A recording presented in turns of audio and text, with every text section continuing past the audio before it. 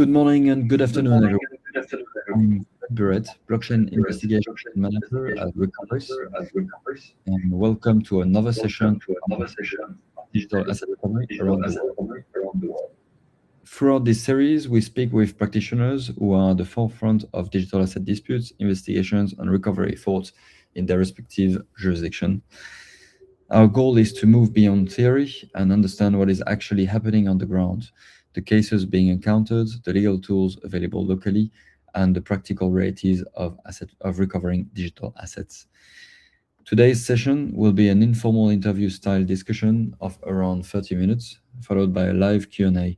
Please feel free to post your questions in the chat throughout the session, and we'll do our best to cover them at the end of the session. As always, a quick disclaimer: nothing discussed today constitutes legal or financial advice. The way this webinar takes us to the United States, I think it is safe to say that it is the most influential jurisdiction globally for crypto, which makes it a very active space for related disputes, fraud investigations, asset recovery, insolvencies, and enforcement actions. I'm delighted to be joined by Daniel Coyle from Sequor Law. Daniel, thank you very much for joining us. Perhaps you could start by introducing yourself and telling us a little bit more about your work. Hello, everybody. Thank you for having me. It's a pleasure to be here. My name is Daniel Coyle. I'm a partner at Sequor Law. We're a fraud, asset recovery, judgment enforcement, and international bankruptcy, international commercial arbitration firm. I specialize in the areas of asset recovery, creditors' rights, cross-border insolvency, cross-border judgment enforcement. Today, we're going to talk a little bit about the cryptocurrency asset recovery landscape in the USA. We're going to talk about some U.S. legal remedies and how we use pre-judgment enforcement remedies to freeze and hold the assets. So while we're litigating the case, that we can prevent them from being moved or dispersed or diverted. And then we're going to move on to talking about remedies that we have in the USA in order to fully and permanently recover them for folks who have been victims of frauds and who are attempting to recover the assets. So,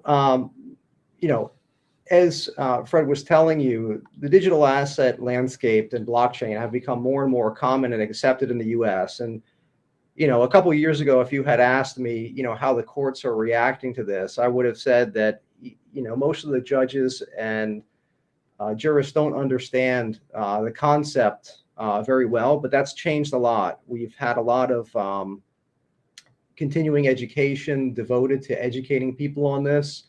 We've had more and more cases dealing with this subject matter.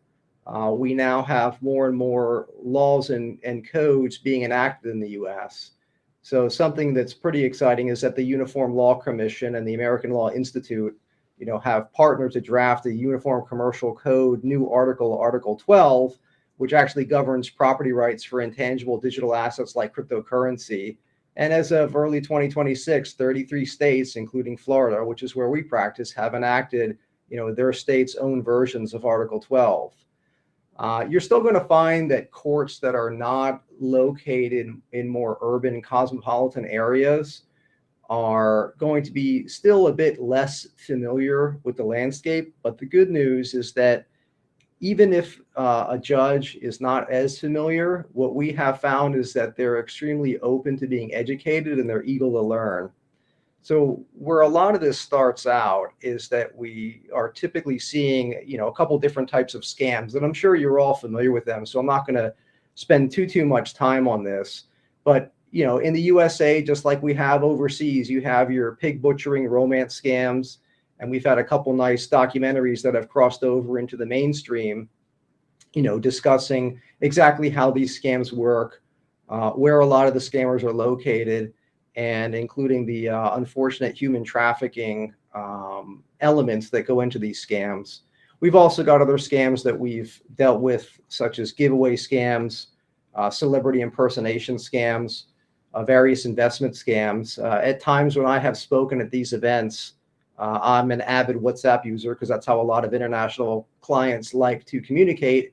And I have actually been an attempted target of some investment scams. And rather than exiting them right away, I have actually allowed the WhatsApp group to continue so I can, have an experience in terms of seeing what these folks are trying to do and how they are trying to, hook people in. And, on the investment scam, they'll add you to a group. They will have a bunch of other Confederates in the group that express extreme glee and happiness at being able to be, I'll put in air quotes, educated by the person of authority that is introduced by someone else to give them extra credibility. And they'll then go on some kind of educational program that picks up at a certain time of the day, each day for a few days straight. And then they'll post a link to what they represent to you as some kind of portal in which you can invest. They'll encourage you to click on it. They'll encourage you to use the knowledge that they have taught you to, start gaining recoveries. And then people will very excitedly over the next few days exclaim about how grateful they are. They've already achieved massive returns, and it continues like that. And obviously, as we know, there's no actual investment happening here. It's just a way to siphon funds from you. So that's something else that we're seeing. Another unfortunate dynamic that we're seeing is that folks who have been victimized by scams will then have the scammer return in a different guise, purporting to be an agent claiming to be able to recover the stolen or misappropriated cryptocurrency, will take an upfront fee from the victim and then will actually victimize them again, which is unfortunate because, a lot of these people, they have been cleared out of almost all of their funds. So turning to the legal pathways and tools, in the USA, we have, Sorry, Daniel, may I ask you a question before we go into the nitty-gritty of the legal pathways? I was wondering, just to step back once again and looking at what is happening in the United States in general, we saw at the beginning of the mandate of Donald Trump that the crypto would be tolerated in the United States, but it seems that they stopped the SEC and other institutions or regulators stopped going after what we can call legitimate projects, like people who are trying to set up a business in crypto and it's maybe a bit new, maybe not licensed, maybe not respecting all the rules in place for financial services or related services. But it seems that they keep on going after blatant scams. And I just wanted to have a comment from you on this, because it sets the environment in which the United States is at the moment. Well, when you say that they keep on going, can you explain a little bit more what you're asking? Are the regulators, in your opinion, the fact that the regulators are keeping on going after blatant scams involving crypto, is it helping with your work? Is it creating work? Is it helpful? So the regulators have their own agendas, and I would not say that in the USA there is a large amount of cooperation between practitioners in the civil sphere who are representing individual clients and law enforcement and regulators on the other side. So I'm currently representing a few people who are victims of the Goliath Ventures scam. And we've actually had some conversations with the criminal enforcement agencies. It's the FBI, Department of Justice, and the IRS who are mostly involved there. And, we've gotten some information about where some assets might be located, and, we're happy to pass that information along. But typically when you're talking about the landscape in the USA and the relationship between civil practitioners and the criminal authorities, it's a one-way street. They're happy to take help, advice, and information from you, but they're not typically going to work with you, on the civil side. We do have a nice level of cooperation in that case, in the sense that there is a recently approved cooperation agreement between the DOJ and the bankruptcy, well, it's actually the debtor in possession because it's filed as a Chapter 11, where, it's almost like a cooperation protocol where there's a division of labor of whom is going to pursue the digital assets, whom is going to pursue the hard assets. And instead of, what might happen, which is where, let's take a hypothetical where you have a fund that is offshore that has gone bankrupt, but that fund, has misappropriated assets in the US. So, the liquidator in, say, Cayman Islands would start an insolvency proceeding. They would domesticate that insolvency proceeding in the USA through Chapter 15. On a parallel track, since US investors are affected, you might have the SEC who has gone and filed an enforcement action and then sought appointment of a receiver. And then you have a fight between the liquidator and the receiver, and you end up expending assets to have those two neutrals fighting each other. Sometimes they work out a cooperation protocol, sometimes they do not. And you do have a little bit of a difference in priority because the SEC is interested in protecting investors, right? And, we would think of that as equity versus the bankruptcy code's, absolute priority rule prioritizes creditors / debt over equity. And, you could get into some subtleties about redemption creditors and things like that. The investors, are they creditors as well because they have, contingent and possibly disputed claims for fraud. But here in the Goliath Ventures case, it's nice to see that there is a protocol between the criminal authorities and the debtor in possession. And I'll just back up and say that how that happened is there were a few aggrieved investors who filed suits for breach of contract for the joint venture agreement they had between themselves and Goliath. They sought appointment of a receiver in state court, and that receiver obtained through the receivership order the power to file a bankruptcy petition. And so that's how we ended up in bankruptcy. And they started cooperating with the DOJ. And now the lay of the land is that the DOJ is going to spearhead any efforts to recover digital assets because they just get a lot better response from the exchanges and what have you. And they're going to use the bankruptcy claims process as the distribution mechanism rather than trying to have and chase down individual victims or investors another way. So there are times where the criminal authorities and the civil authorities do work together, but generally speaking, this is the first time I've seen something like this. As far as the regulatory landscape, we actually did just have a joint announcement between the SEC and the CFTC, basically identifying what types of crypto assets are and are not securities. And they broke it down into digital commodities, digital collectibles, digital tools, and stable coins. Those are not securities.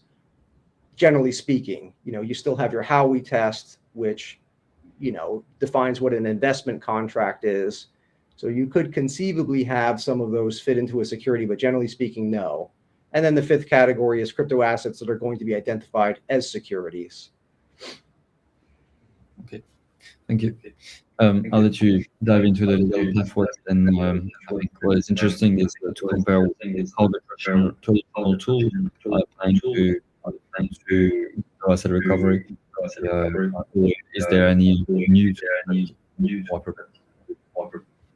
I'm sorry, Fred. I had a hard time hearing you. I can hear myself back as well, so I guess there's so yeah, I'll let you. Thank you very much for your insights on the regulators and dive into the legal pathways. Sure. So, where we're going to start out is, as anybody's familiar with the U.S. legal system knows, we have 50 states, 50 different sovereigns, 50 different rules of civil procedure, and then we have our federal rules. Generally speaking, the state court rules for procedure are going to be based on the federal rules. And when it comes to, issues that are on the vanguard, since the state court rules are going to be modeled after the federal rules and case law interpreting them are going to be persuasive. And so, when you're talking about fraudsters and people who are stealing crypto, a lot of the times they are operating in the crypto space. They're not operating, in a corporeal way, let's say. And so we've had a lot of nice case law that has adjusted and adapted to permitting alternative methods of service, wherein we've got some good decisions where courts have allowed service electronically under interpretations of Federal Rule of Civil Procedure 4E or 4F, depending on if the person is, believed to be located in the USA or not. But either way, it's defaulting down to, if you can show that there is a good possibility that the defendant, whom's going to be anonymous, is going to receive notice of the lawsuit via some kind of electronic means. We've got case law that has approved service of process through WhatsApp, through the WhatsApp number from which you were scammed. We've got case law allowing service of process on the blockchain. And so one of these cases is Bowen versus Lee, which is a 2023 decision out of the Southern District of Florida, which authorized service of process by NFT and a website. And the court reasoned that defendants were conducting their scheme using electronic means over the internet and using cryptocurrency blockchain ledger technology. And the plaintiff showed that the NFT and website posting were likely to reach the defendants and demonstrated good cause as to why leave should be granted to allow service of process, via those methods. One other case I'll quickly run through before we move on to something else is Blum versus Defendant 1. So this is a case where, the identity of the defendant wasn't known, and they had to basically name it as a person's unknown or an anonymous defendant. And it permitted alternative service through WhatsApp and an NFT, electronic transfer. The plaintiff, Blum, filed proof of service through the NFT on December 18th, 2023, indicating that defendant 1, whom he only knew as Mia Tara, had responded approximately within 1 minute of having the process transmitted saying, "Who are you?" There was an evidentiary hearing, and Blum's counsel presented an exhibit showing that subsequent to the affidavit of service, blue check marks had appeared at the WhatsApp site that was served, indicating by this change of color that the documents had been read by the recipient. And so service of process in this manner was approved. So moving on, after we've got service of process, we need to find a way to, while we're litigating the case, have the movement of the cryptocurrency stayed or held in stasis. In the federal system, we can do this in 3 ways. We can get a temporary restraining order, which is effective for 14 days. Then moving on, we can get a temporary injunction, which is what you do before your TRO expires, and that lasts for the duration of the case.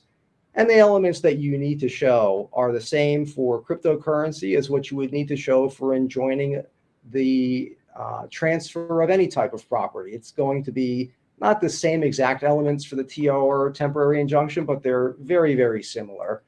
The likelihood of irreparable harm. Sorry, Daniel. Can you do that very quickly? Yes.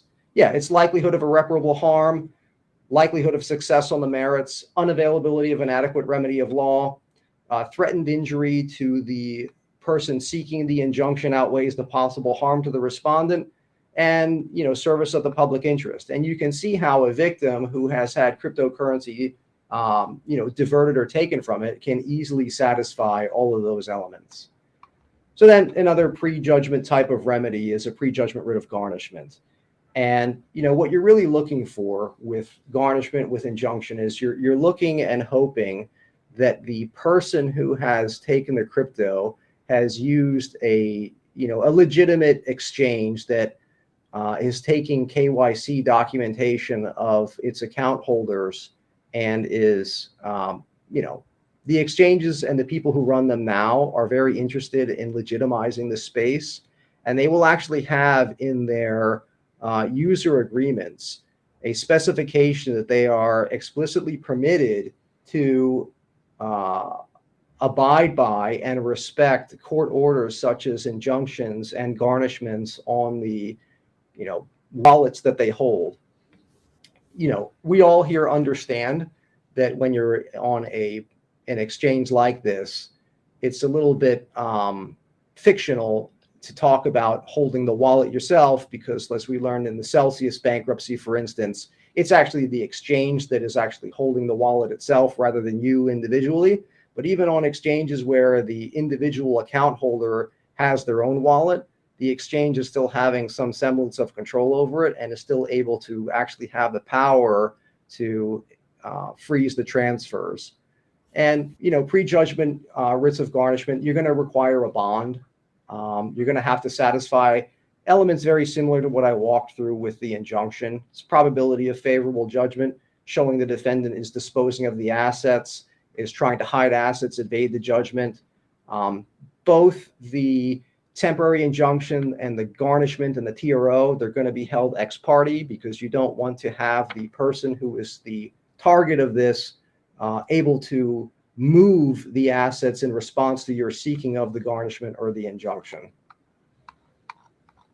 Brilliant. I think it's raised a very interesting point. I think you mentioned exchanges where the clients, the fraudsters, will have an account and they basically delegate the power of the custody, and this is the opportunity for freezing assets and obtaining information. And then there are other exchanges that have a different setup where you just connect your wallet to their website, and then they collect more information than assets. But there's also the opportunity to flag some self-custody addresses holding the assets before the funds are sent to these exchanges, so that they can freeze these funds, and they are aware of the tainted aspect of these funds. I'm just adding on the technical aspect of it. So, not a recovery mechanism, but a discovery mechanism is the subpoena power that you get when you file a lawsuit in the U.S. In the same way in other countries that are common law jurisdictions, you have the ability to compel responses and information, whether in the form of documentation or live testimony from someone at the exchange to tell you who the owner of the wallet is, and to send you, any information they have regarding account opening documentation. And this works together with your digital forensic tracking and tracing to help give you more information about where to go, what to look for, and whom to look for. So moving on to the post-judgment remedies, a lot of these are going to be pretty similar. You're going to have a post-judgment injunctive permanent injunction remedy, which is basically just going to be essentially like a turnover order. The elements that you had to meet with your pre-judgment injunction are going to be very similar to the elements that you've got to show for your permanent injunction.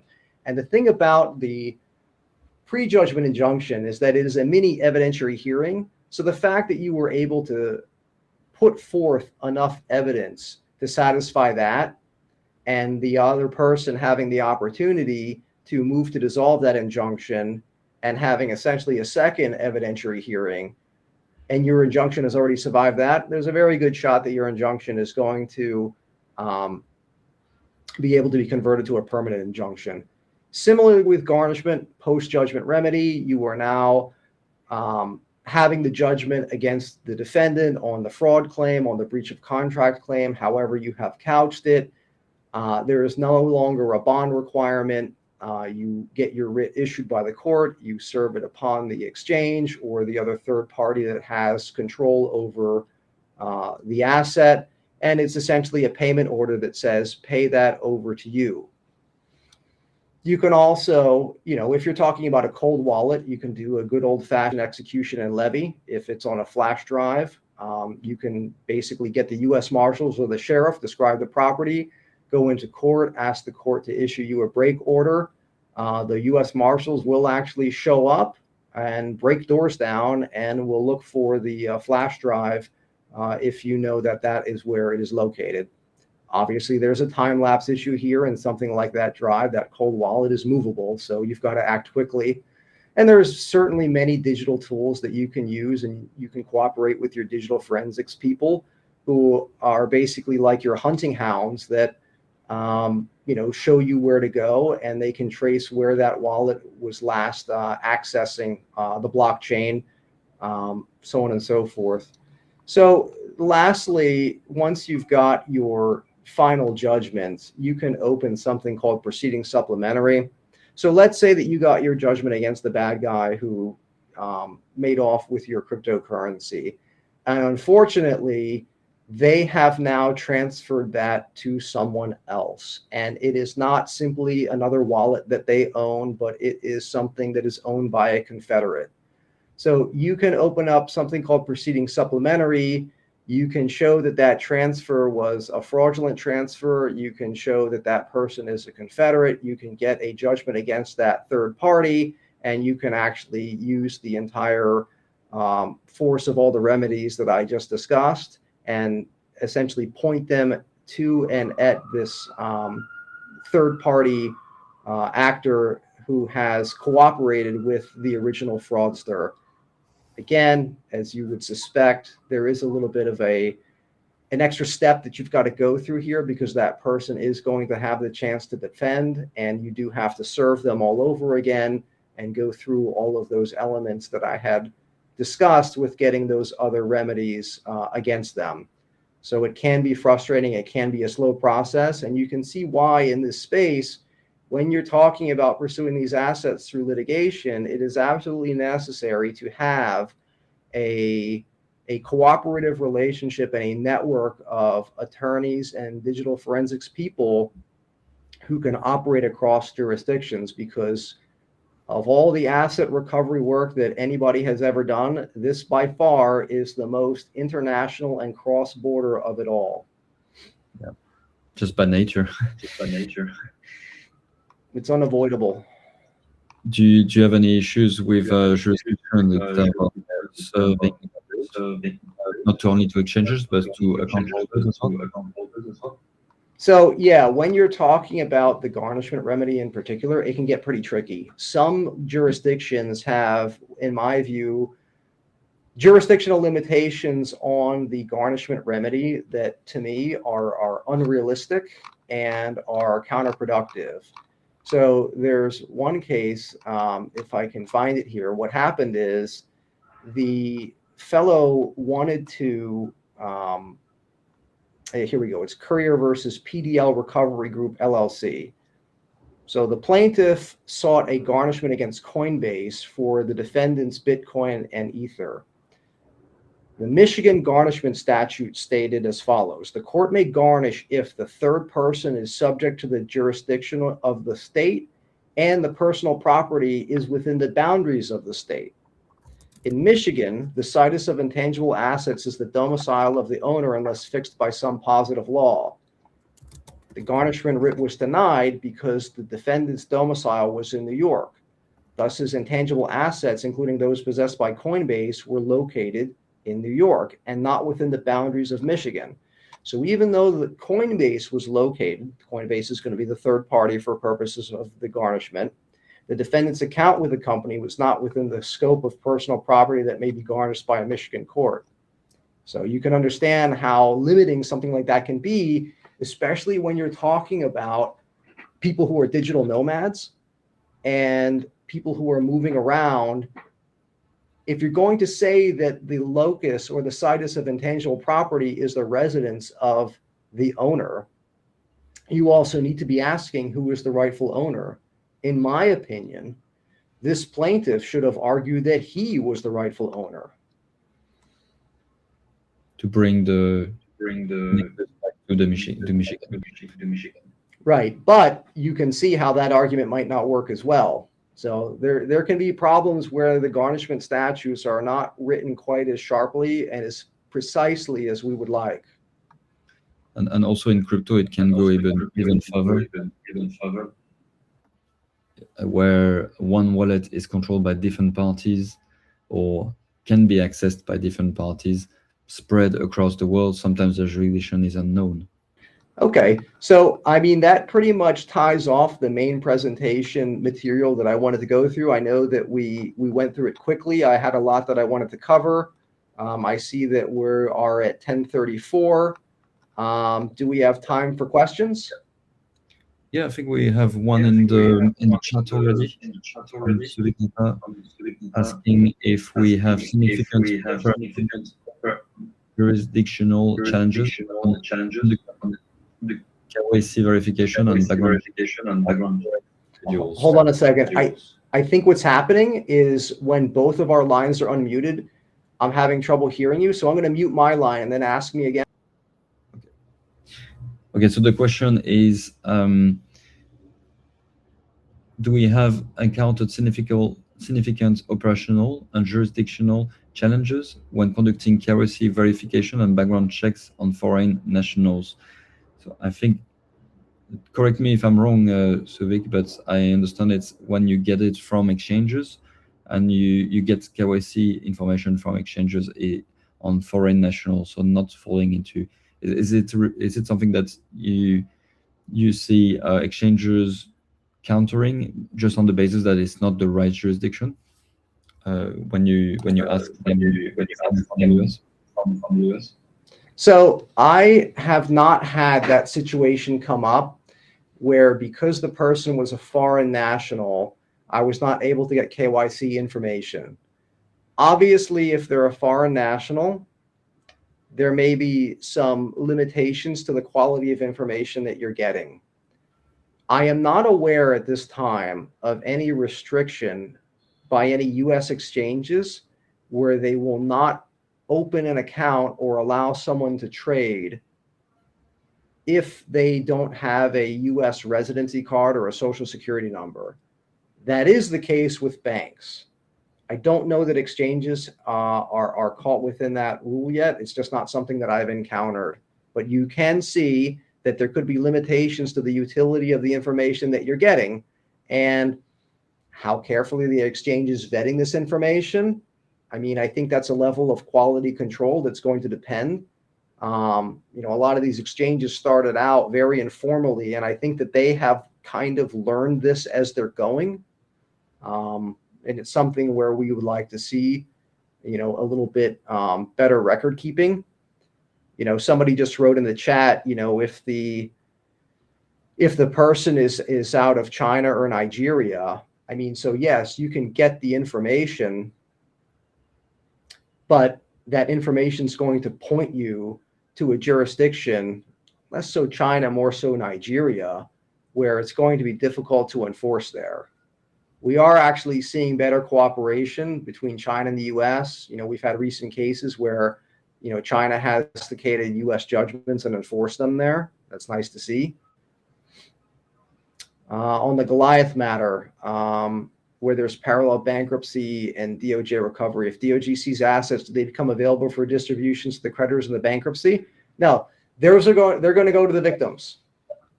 Those assets are going to go to the victims. There's obviously going to be some administrative costs in the bankruptcy that are going to have to be paid. There's going to be a forensic accountant that the estate retains. That's going to be administrative cost. Basically, what's going to happen is that all of the assets that are recovered by either the debtor in possession or the DOJ are going to be funneled into the bankruptcy for distribution to the bankruptcy creditors. All the investors are filing their proofs of claim at the moment. And those are going to be available for disbursement under the standard bankruptcy waterfall. Okay, I hope it applies to other cases where in successful seizures, very large seizures, like the Prince seizures. Well, yeah, this one was pretty novel. I mean, you don't typically see receivers who are appointed and then turn around and file bankruptcy. It's unusual, but it seems that it's working. The other thing that's unusual is Chris Delgado is actually cooperating. I mean, he's got a presence over in Dubai. He's got a presence here. He's turned over, several of his assets. I mean, just practically speaking, you have fraudsters of different types, right? I mean, I've been involved in other cryptocurrency frauds coming out of Brazil where, the person, these all end up being Ponzi schemes, right? And so what did the person do with the money? Well, it was funding their lifestyle, but are they the kind of person that likes to buy and acquire things? Or are they the kind of person that, uses that money on experiences? Obviously, not all of the money is going to be there, and you're only going to be able to get secondhand value for any asset that they purchased, but it's at least something. But if you have somebody that's living, a very high risk type lifestyle, and they're spending the money on experiences, to use it as a euphemism, there's obviously going to be less there to try to recover. I mean, we know also that most of the recovery from any of these types of frauds, they're going to be coming from fraudulent transfer lawsuits that in this case, the debtor in possession is going to be bringing against third parties. Perhaps there are some, other wallets out there that, are still in the process of being traced and discovered that are housing assets. We hope so. But that's not typical, Yeah. Well, thank you very much, Daniel. If there's no more questions, I think we'll wrap it up. I think what it taught me is that the United States remains one of the most important, is probably the most important jurisdiction for digital asset recovery. And I hope today's discussion has helped shed some light on the tools available to victims, lawyers, investigators, insolvency practitioners seeking to recover this type of assets from the United States or in the United States. So please keep an eye on Recoveris LinkedIn page for future sessions in our Digital Asset Recovery Around the World series. And thank you very much for joining. Thank you, Daniel. I hope to see you soon on the next webinar. Thank you very much, everybody. Bye-bye.